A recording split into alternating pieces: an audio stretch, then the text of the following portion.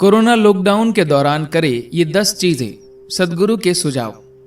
पहला, अपनी कृतज्ञता दिखाने के लिए शक्तिशाली विचार पैदा करें। सद्गुरु कहते हैं, मुझे लगता है कि एक राष्ट्र के रूप में हमारे पास लोगों की काबिलियत को स्वीकार करने की योग्यता का अभाव है। कुछ अच्छा करने वालों की काबिलियत को स्वीकार करने की, प्रशंसा करने की योग्यता हम में होनी चाहिए। दुर्भाग्यवश हमें यही लगता है कि सिर्फ आलोचना करके ही सब कुछ ठीक किया जा सकता है। यह खत्म होना चाहिए। बहुत से लोग काफी अद्भुत चीजें करते हैं, हमें उन्हें स्वीकार करना चाहिए।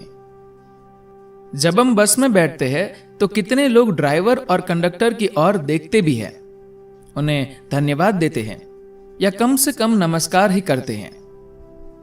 अधिकतर लोगों में इस बात का अभाव होता है। पुराने समय में हमारी संस्कृति ऐसी थी कि अगर एक छोटी सी चीज भी हमें लोगों से मिलती थी, हम एक दूसरे को झुककर प्रणाम करते थे। दुर्भाग्य से अब ये बातें समाप्त हो गई हैं। अभी के कठिन समय में मेडिकल पेशेवर, सुरक्षा बलों के सिपाही और अन्य अत्यावश्यक सेवाएं देने वाले बहुत सारे लोग अपने और अपने परिवार के जीवन का खतरा उठाकर कठोर परिश्रम कर रहे हैं। जो अस्पतालों में काम करके अपने घरों को जाते हैं, वे शायद मृत्यु को ही घर ले जा रहे हैं। वे जब इतनी महान सेवा दे रहे हैं तो अत्यंत खराब बात है कि हम उनके योगदान को स्वीकार नहीं कर रहे। हर सुबह जब आप उठते हैं तो कम से कम अगले 6 महीनों तक, जब तक ये सब समाप्त न हो जाए, अपने मन में यह शक्तिशाली विचार बनाइए कि हम इन सब लोगों के प्रति कृतज्ञ हैं जो अपने जीवन को दूसरों के लिए खतरे में डाल रहे हैं। दूसरा, घर पर ही सिम्हा क्रिया करके अपनी श्वसन क्रिया को परखें।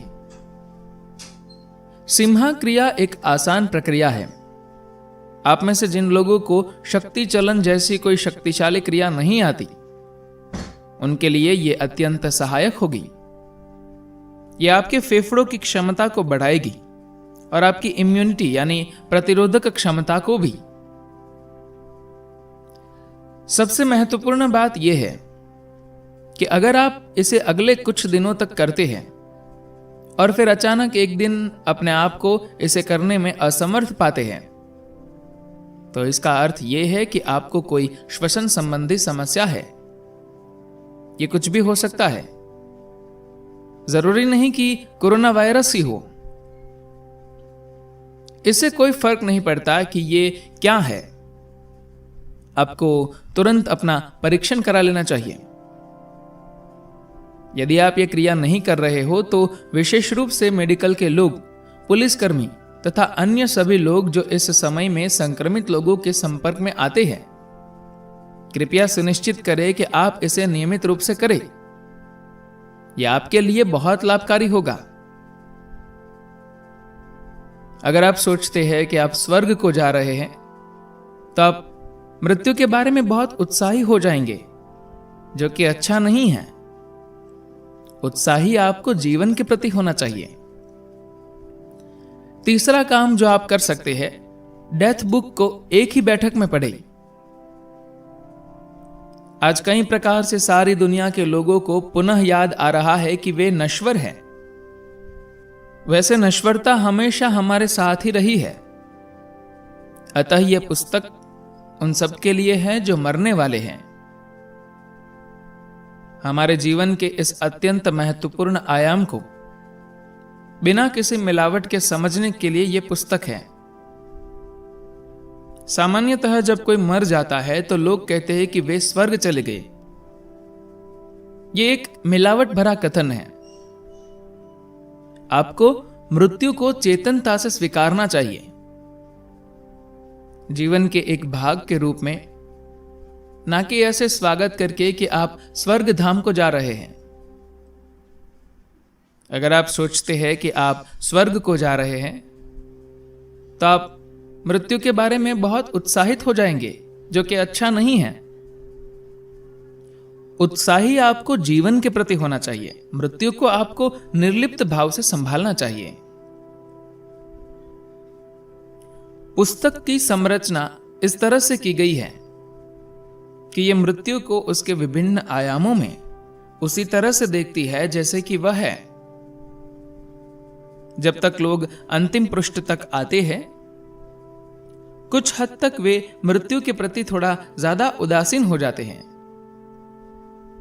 यह उस तरह की पुस्तक है जिसे अगर आप थोड़ा थोड़ा करके 30 दिनों में पढ़ेंगे तो आप यह अनुभव नहीं कर सकेंगे कि यह क्या है। आपको एक ही बैठक में यथासंभव इसे ज्यादा से ज्यादा पढ़ लेना चाहिए, जिसे यह आपके अंदर उतर जाए और एक बड़े टुकड़े की तरह बैठ जाए, और फिर आप इसे धीरे धीरे पचाएं। आपको अपने जीवन में बिना किसी रुकावट के 2-3 सप्ताह का समय कब मिलने वाला है कि आप बस बैठे रहे और किताबें पढ़ सके। ऐसा करने के लिए यह बहुत अच्छा समय है। मृत्यु हम पर नजरें गड़ाए हमें देख रही है। चौथा काम जो आप कर सकते हैं, सोशल मीडिया का उपयोग अधिक जिम्मेदारी के साथ करें। लॉकडाउन के इस समय में हम सोशल मीडिया का उपयोग बिना एक दूसरे पर जहर उगले जिम्मेदारी पूर्वक करना सीख सकते हैं। ये एक काम है जो आप कर सकते हैं क्योंकि विषाणु पहले ही आपको मृत्यु देने के लिए तैयार बैठा है। अतः आपको अन्य लोगों पर हर समय हथियार चलाने की जरूरत नहीं है।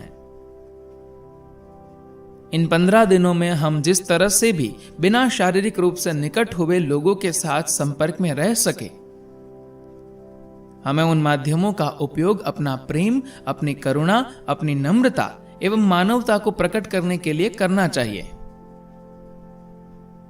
मैं देख रहा हूं कि एक राष्ट्र के रूप में बहुत से लोग बस सरकार, प्रशासन और मेडिकल व्यवस्था की खामियां ढूंढने में लगे हैं। ठीक है, वह सब जरूरी है, पर यह समय गलतियां निकालने का नहीं है। ये वो समय है जब जो भी काम हो रहा है उसकी प्रशंसा करनी चाहिए, धन्यवाद देना चाहिए। 5वां काम, घर में भी दूरी बनाए रखें। यह वो समय है जब मनुष्यों को जिम्मेदारी पूर्वक व्यवहार करना चाहिए तथा सभी व्यक्तियों को एक दूसरे से दूरी बनाए रखनी चाहिए। इसका अर्थ यह नहीं है कि बाहरी दुनिया में तो हम सामाजिक दूरी रखें, पर अपने कमरे में या घर में पार्टी करें। हमें सभी लोगों से सभी जगह पर शारीरिक दूरी बनाए रखनी चाहिए। खासतौर पर समाज में और घरों में जो अपेक्षाकृत कमजोर लोग हैं, हमारे माता पिता, दादा दादी तथा अन्य वृद्ध लोग, हमें यह सुनिश्चित करना चाहिए कि कोई भी उनसे 2 मीटर की दूरी के अंदर न आए। अगर आप ये करते हैं तो हम इस परिस्थिति में से कम नुकसान के साथ बाहर निकल पाएंगे। 6ठा काम, अपने इम्यून सिस्टम को मजबूत करें। इस समय यह महत्वपूर्ण है कि आप अपनी रोग प्रतिरोधक शक्ति को थोड़ा ज्यादा शक्तिशाली बनाएं। इसी से तय होगा कि आपके लिए कोरोना विषाणु मृत्युदायक होगा या आपको गंभीर नुकसान पहुंचाएगा या हल्के लक्षणों के साथ आप में से निकल जाएगा। अपनी प्रतिरोधक शक्ति को मजबूत करने के लिए आप कई चीजें कर सकते हैं। 7वां, किस तरह से रहना है सीखें। हम मनुष्य इस विषाणु के लिए वाहन का काम कर रहे हैं। यह एक बड़ी समस्या है, पर साथ ही इसमें एक बड़ा फायदा भी है, क्योंकि हम मनुष्य हैं। हमको अभी यह तय कर लेना चाहिए कि हम मनुष्य हैं या सिर्फ मानव रूप में सामान्य प्राणी हैं। अगर हम मनुष्य हैं तो हमें मालूम होना चाहिए कि हमें कैसे रहना है।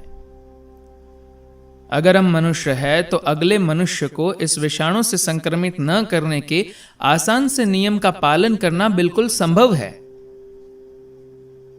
यदि आप जानते हैं कि आपको कैसे रहना है, तो सामाजिक व्यवहार आपके चयन के अनुसार होना चाहिए। अगर यह जरूरी न हो तो आप अपने आप को केवल स्वयं तक ही सीमित रख सकते हैं। कुछ भी न करके आपको एक बड़ा संतोष मिल सकता है कि आपने दुनिया के लिए कुछ अच्छा, कुछ अद्भुत काम किया है। योग का एक अंग है प्रत्याहार, जिसका अर्थ है संसार के साथ अपने इंद्रियगत संपर्क को हटा देना और उसे अंदर की ओर मोड़ लेना। यह प्रयोग करने के लिए यह एक अच्छा समय है। इसके लिए आपको किसी प्रशिक्षण की आवश्यकता नहीं है। सिर्फ आंख बंद करके बैठे। आप जितने भी घंटों तक ऐसा कर सके, बाहरी दुनिया के साथ कोई संपर्क न रखें। शुरुआत में आपका मन चारों ओर दौड़ेगा, ये ठीक है, इसे नियंत्रित करने का प्रयत्न न करें। ये जहां जाना चाहता है इसे जाने दे। सिर्फ अपनी आंखें बंद रखें, किसी चीज की ओर न देखे। 1 घंटे से शुरू करें और इसे 6 से 12 घंटों तक बढ़ाए। आप देखेंगे कि आप अपनी ऊर्जा के शिखर पर होंगे। 8वां काम, अपने आप को रोज थोड़ा थोड़ा सुधारें। अपने शरीर के लिए अगले कुछ सप्ताहों के लिए कुछ छोटे लक्ष्य तय कर लीजिए। आप जब 18 साल के थे, तब अगर आप झुकते थे तो कहां तक पहुंचते थे? उस समय संभवतः आपके हाथ पूरी तरह फर्श पर लग जाते थे, पर आज शायद घुटनों तक ही पहुंचते होंगे। देखिए, क्या आप 6 इंच और आगे जा सकते हैं? आप जब 18 की उम्र के थे तो कितनी तेजी से सीढ़ियां चढ़ जाते थे और आज कैसे घिसट घिसट कर जाते हैं। प्रयत्न कीजिए कि अगले सप्ताह तक आप 10% से 20% तक सुधार कर लें। 18 या उससे कम की आयु वाली अपनी तस्वीरें जरा देखिए। आपकी मुद्रा कैसी सीधी होती थी और आज अभी आप कैसे झुक गए हैं। तो अपनी मुद्रा को थोड़ा सीधा कीजिए और पीछे जाकर देखिए, आपकी मुस्कान कैसी थी जब आप 6, 8 या 10 साल के थे। प्रयत्न कीजिए कि उस मुस्कान का लगभग 50% आपके चेहरे पर हर समय हो और यह खाली खाली नकली मुस्कान न हो। वो जादू अपने में वापस लाइए। अगर आप कुछ अद्भुत न भी कर सके तो भी कम से कम इस धरती पर जीवन के एक सुखद टुकड़े की तरह तो रहिए।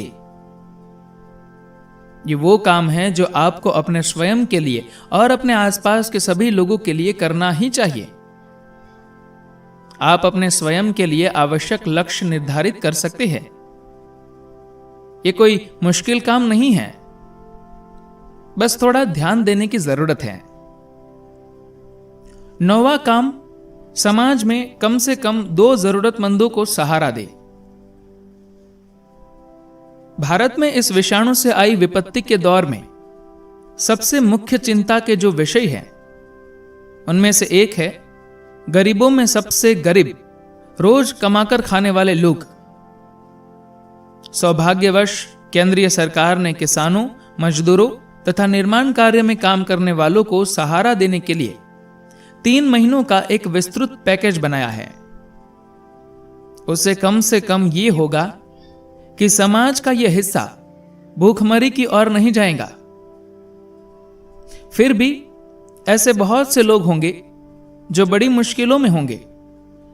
सिर्फ समाज ही ऐसे लोगों को बचाने के लिए आगे आ सकता है। मैं हर एक से विनती करता हूं कि आप चाहे जहां हो, यह सुनिश्चित करें कि भूख के कारण वहां कोई दुख या मौत ना हो। अगर हम किसी को ऐसी दिशा में देखें तो हमें उन तक पहुंचने के उपाय करने चाहिए, या तो अपने स्वयं के संसाधनों से या फिर किसी और का ध्यान उनकी ओर खींचकर, जो उन्हें मदद कर सके।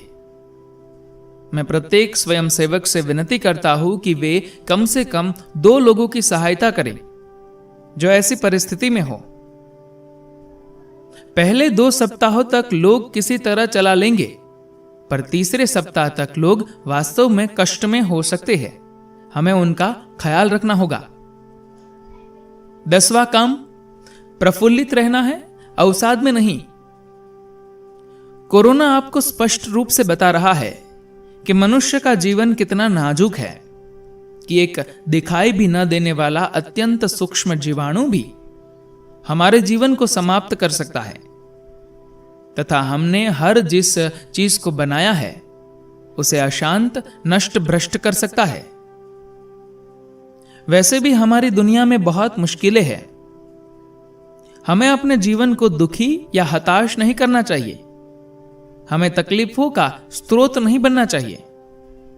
इस समय सबसे ज्यादा आवश्यक बात यह है कि हम आनंदपूर्ण रहे, प्रफुल्लित हो और दूसरों की सहायता करें। धन्यवाद।